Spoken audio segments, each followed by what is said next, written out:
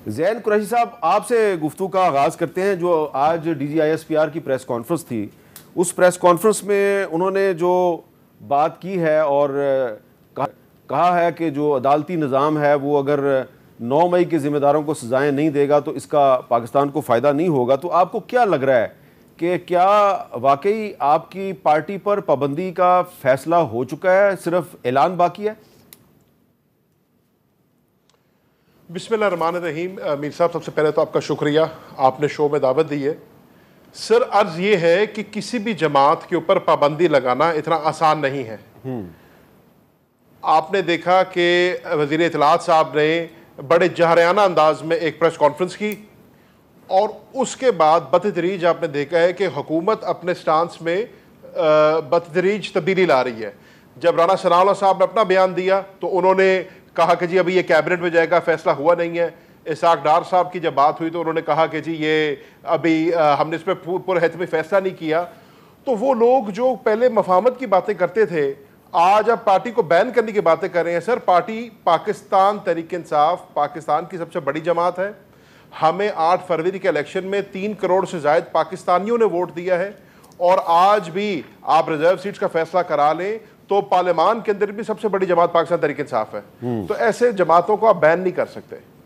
अच्छा फैसल वाडा साहब, जो सुप्रीम कोर्ट ने फैसला दिया है रिजर्व सीट्स के हवाले से, जिस पे तनकीद हो रही है, फीडबैक आ रहा है, आपको लगता है कि पाकिस्तान तहरीक इंसाफ को ये रिजर्व सीट्स मिल जाएंगी?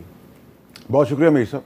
देखिए मीर साहब, मेरी बड़ी क्लैरिटी है। एक तो ये कि सबसे पहले तो इस फैसला आने के बाद से अदालती PTI फिर एक 9 मई की डगर पे चल पड़ी है। बयानात, स्लोगन्स, नारेबाजी, नंबर 1। नंबर 2 के सर ये चीज़ तो एप्लीकेबल नहीं लग रही। उसका रीज़न ये है कि आइन में 3 दिन लिखा है, फ्लोर क्रॉसिंग की इजाज़त नहीं दी हुई। तशरी आई है 15 दिन की और फ्लोर क्रॉसिंग की आ गई है। और जो हेड है वो तो अभी हेड है नहीं, क्योंकि इलेक्शन नहीं हुए हुए पार्टी के। तो आइन का अमेंड करना हमारा काम है, राइट करना हमारा काम है पार्लियामेंट का, और सुप्रीम कोर्ट का काम है तशरीह करना। तो इसमें तो हो गया अब कन्फ्यूजन।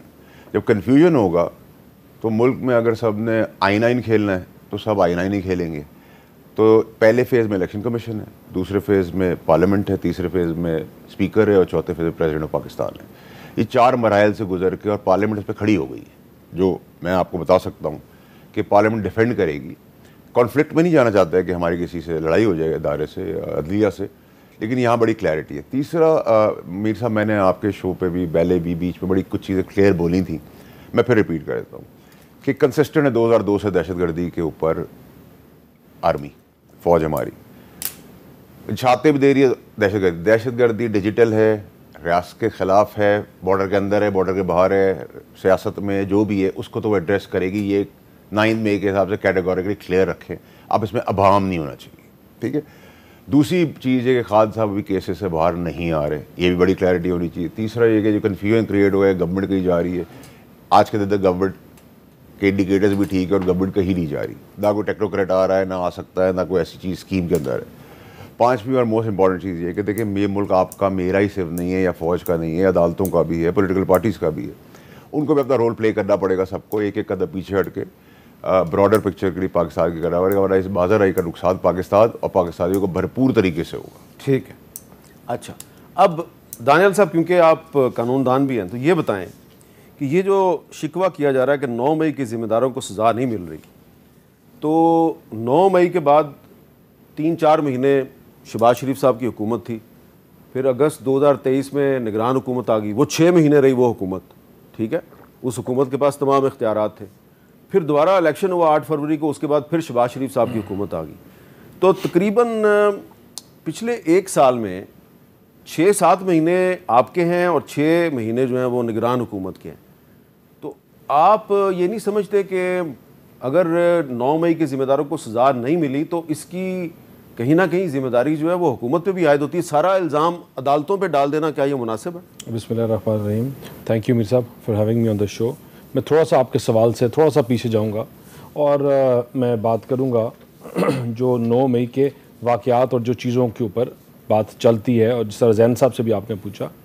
मीर साहब, आज पाकिस्तान में in this warfare, Pakistan is at state of war, और स्टेट ऑफ वॉर में इस तरह है कि जो 5th जनरेशन वॉरफेयर है, ये बंदूकें और गोलियों वाली जंगें नहीं रही। यहाँ चीज़ें जो हैं बड़ी बढ़ के और बड़ी ज़्यादा आगे आ गई हैं।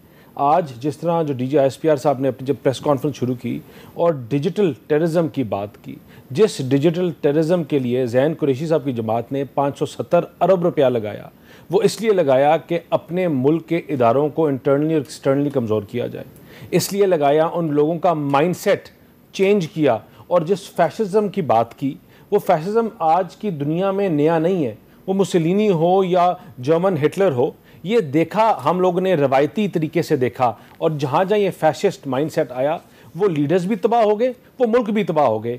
आज पाकिस्तान जिस पॉइंट पे इन्होंने ला के खड़ा कर दिया है 9 मई के वाक़यात के बाद, जहाँ आपने अपने शोहदाओं के मुजस्मे जलाए, जहाँ आपने अपने शोहदाओं की उनके ऊपर आगें लगाई, आप उनको रोज़ खड़े होकर उनको निशाना बनाते हैं, आप कभी उनको क्या कहते हैं, और आप सिर्फ इसलिए BLA से अलग हैं, एक जो बैंड ऑर्गेनाइजेशन है, क्योंकि आप अंग्रेजी बोलते हैं, आपको कोर्ट से सिर्फ रिलीफ मिलता है, या क्योंकि आप जो है आपने एक नया भेस में आप आ गए हैं। एक सवाल आखिर एक चीज कि आप जब IMF देखें, मुल्क दुश्मनी है क्या अमीर साहब? जब IMF पाकिस्तान में बैठकर नेगोशिएट कर रही हो आपके लिए, आपके गरीब लोगों के लिए, पाकिस्तान की आवाम के लिए, उन बेरोजगारों के लिए, और आप पाकिस्तान के जो सिपा सलार हैं उनकी तस्वीरें लगा के IMF की बिल्डिंग के बाद अमेरिका में प्रोसेशंस करो, आप उनके मुजस्मों को आग लगाओ, पाकिस्तान के साथ बात करेंगे। आखिरी बात कि आप पाकिस्तान से बात करेंगे तो हम आपको आग लगा देंगे, तो व्हाट एल्स इज टेररिज्म? बस मैं आपसे यही पूछना चाह रहा हूँ कि 9 मई पे आ जाते हैं। 9 मई को जो हुआ काबिल मजम्मत है। अब मिसाल के तौर पे उसमें बहुत से लोगों पे मुकदमात दर्ज हुए। सनम जावेद एक खातून है, उन पर 14 मुकदमात दर्ज हुए, बहुत सी FIRs हैं। अब आप क्योंकि कानून दाना में आपसे एक लीगल क्वेश्चन करने लगा हूँ कि वो 9 मई को लाहौर में गिरफ्तार होती हैं, उन पर जिन इल्ज़ामात के तहत थाना सरवर रोड लाहौर में मुकदमा दर्ज होता है, उन्हीं मुकदमात में गुजरांवाला, उन्हीं इल्ज़ामात में फिर सरगोदा, और फिर ये देखें कोयटा 10 मई को, यानी कि 9 मई को वो गिरफ्तार होगी, 10 मई को कोयटा में FIR, कोयटा में उसने ये किया, और 1 साल के बाद जुलाई 2024 में FIA मुकदमा दर्ज करती है उनके खिलाफ। तो लाहौर हाई कोर्ट भी कह रही है कि ये एक ही केस में आप एक ही इल्ज़ाम में आप इतनी FIR दर्ज करें, ये गलत है, ये सुप्रीम कोर्ट के फैसले की खिलाफ वर्जी है। और कभी आप उनको कोयटा में भेज देते हैं, कभी गुजरांवाला, कभी सरगोदा।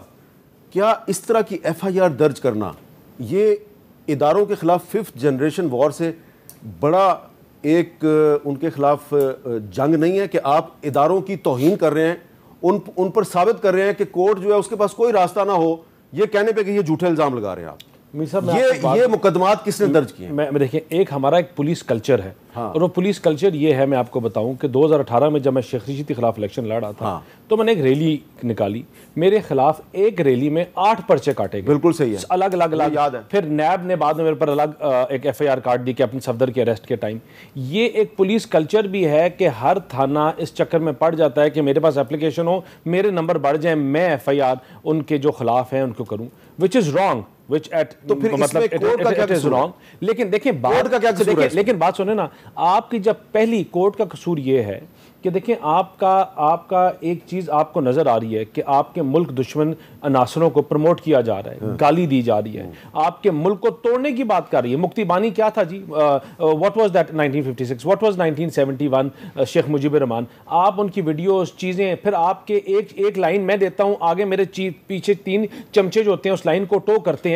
इसी तरह मुल्क टूटा था पाकिस्तान पहले भी, और आज भी जो किया जा रहा है कि हमारा झंडा उतारा गया, और साथ ही एक बंदे ने स्टेटमेंट दे दी, एक एक्स मिनिस्टर ने, कि जिन्होंने वो झंडा उतारा था हमारा, और हमारा पाँव के नीचे रोंडा जर्मनी वाला झंडा जो हमारे पाकिस्तान की काउंसलेट का, वो हमारे दिल के करीब है, हमारे भाई हैं। ये कैसे हो सकता है कि आपके झंडे को जो आग लगाए, जो आपके झंडे को करे और उठा के, और हाँ, और हम उनको प्रोटेक्ट करें, हम उनके नामों ने उनकी मजम्मत सबने की। लेकिन देखिए, आप मुझे बताएं कि फिर ये सोच जो है, ये सोच और प्रोग्रेसिव पाकिस्तान की सोच आगे नहीं चल सकती जी। और इस सोच में आपको मावनत जो है वो हुकूमत नहीं, वो कोर्ट्स की जरूरत पड़ेगी। We are at stage of war where Pakistan is in 5th generation warfare, we are not ready for it। और अगर हमें ये सपोर्ट नहीं मिलेगी तो फिर हम तबाही की तरफ जाएंगे। ज़ैन कुरैशी साहब, आपको याद है ये 5th जनरेशन वॉर का जो टर्मिनोलॉजी है, ये जब आपकी गवर्नमेंट थी तो उस जमाने में जो उस वक्त की DG ISPR थे वो इस्तेमाल करते थे उस वक्त के मीडिया के कुछ लोगों के खिलाफ। अब वही टर्मिनोलॉजी अब आपके खिलाफ इस्तेमाल हो रही है,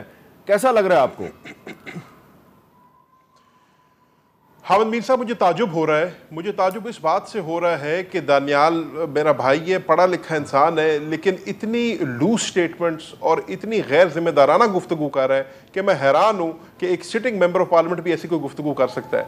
और कैसे कैसे कैसे एग्जाम्पल्स कहाँ से तोड़ जोड़ के उसको जोड़ रहे हैं। एक पाकिस्तान की जमात को, जो पाकिस्तान की मकबूल तरीन जमात है, उसको टेररिस्ट लेबल करने के लिए। भाई मेरे, पाकिस्तान की आवाम ने, जैसे मैंने पहले अर्ज किया, 3 करोड़ वोट इसी जमात को दिया है, इमरान खान के नाम पे ही दिया है, पाकिस्तान की पॉपुलर तरीन जमात है। अब आप अजीब अजीब अपनी एग्जाम्पल्स ला रहे हैं उसको लेबल करने के लिए। DGISP साहब ने आज जो प्रेस कॉन्फ्रेंस की है उसमें उन्होंने डिजिटल टेररिज्म का लफ्ज यूज किया है। अब ये वो मैं कहूंगा बात तो फिर कहेंगे जी अंग्रेजी बोलते हैं इसलिए फैंसी लफ्ज यूज कर रही है, लेकिन वो कह रहे हैं कि जी सोशल मीडिया को जो है टेररिज्म के लिए यूज किया जा रहा है। हामिद मीर साहब, आप मुझे बताएं सोशल मीडिया क्या है?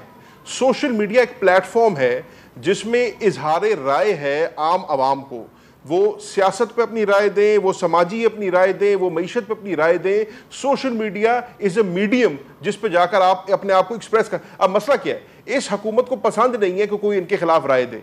जब इनके हक में कोई बात करे तो इनको बड़ी अच्छी लगती है, तनकीद ये बर्दाश्त कर नहीं सकते हैं। आम आवाम इनके ऊपर जब तनकीद कर रही है, आज ये हमें बातें सुना रहे हैं IMF की, आज दानियाल चौधरी साहब बातें करें मुल्क के गरीब की। जब आप बजट बना रहे थे तब आपको मुल्क का गरीब क्यों नहीं याद आया? इस बजट के अंदर आपने मुल्क के गरीब की कमर तोड़ के रख दी है। जिस किस्म के टैक्सेस आपने इस मुल्क के गरीब के ऊपर लगाए हैं, पाकिस्तान की तारीख में कभी नहीं लगे।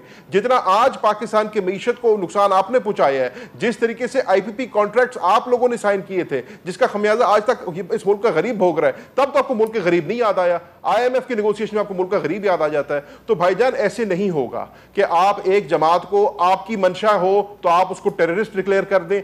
टेररिस्ट डिक्लेयर करने के लिए आप 9 मई की बातें कर रहे हैं। आपके पास 1 साल से हुकूमत है। जो पिछली PDM 1 की हुकूमत थी वो भी आपकी, जो निगरान सेटअप था वो भी आपका, जो अब हुकूमत फॉर्म 47 की आई है वो भी आपकी।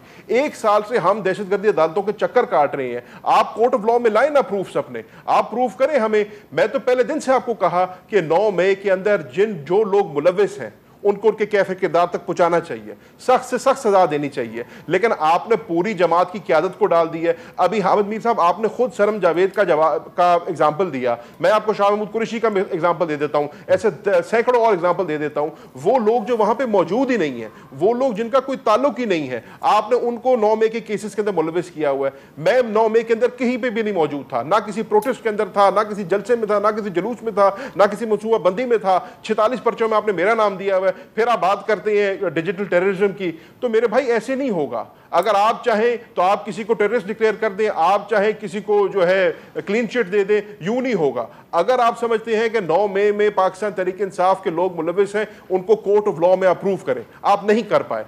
अब आपका ये रिटोरिक नहीं चलेगा। पाकिस्तान की आवाम जो है वो बेवकूफ नहीं है, उनको पता है हकीकत क्या है। आज आपने पाकिस्तान तहरीक इंसाफ के सेंट्रल सेक्रेटेरिएट पर जो हमला किया है, उसकी जितनी मजम्मत की जाए वो कम है। अब आप मुझे बताएं, आपने क्या खट लिया? वहां से कंप्यूटर्स उठाए, वहां से टीवी आपने उठाए, आपने एक ड्रामा किया।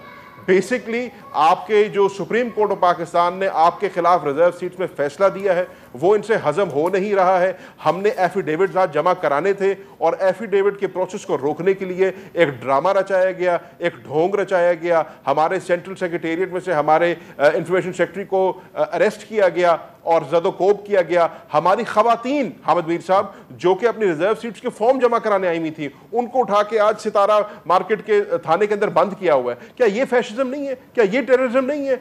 अगर हम इस मुल्क में सवाल उठाएं, अपने हकूक के लिए अपनी आवाज बुलंद करें, तो आपको वो टेररिज्म लगती है। तो हम कहां जाएं?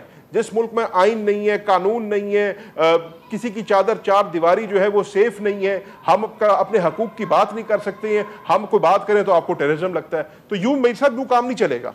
अच्छा,